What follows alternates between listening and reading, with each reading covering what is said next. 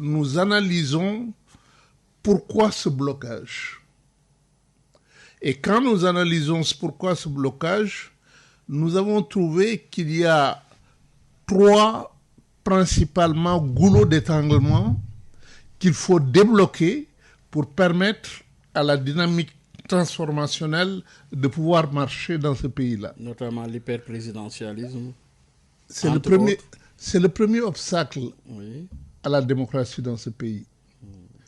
Parce qu'elle est source d'une concentration excessive de pouvoir qui est également potentiellement porteuse de l'autoritarisme.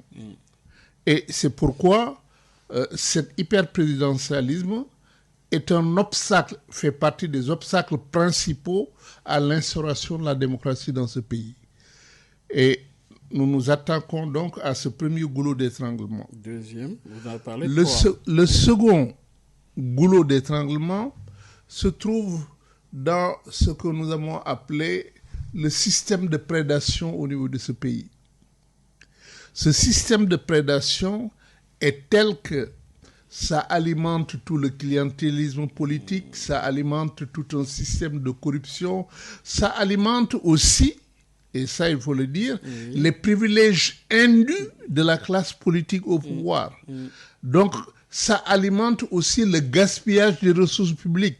Et donc, ça pèse négativement sur tous les facteurs de développement et notamment sur les services essentiels dont ont besoin les populations, notamment en matière de santé, d'éducation, tous les manques que quotidiennement on trouve là-bas et qui auraient pu être comblés par les ressources détournées à d'autres fins.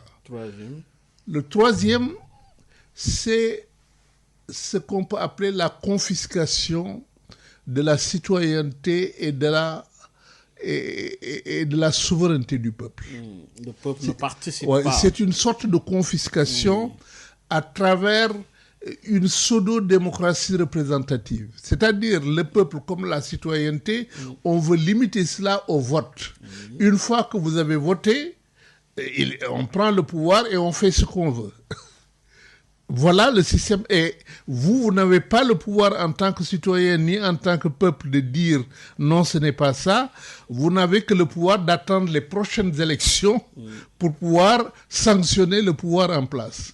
Et nous avons pensé que cela ne peut pas continuer. Ce type de démocratie ne peut pas continuer. Il faut nécessairement une fertilisation croisée entre démocratie participative et démocratie représentative pour permettre de vivifier la démocratie et de la consolider.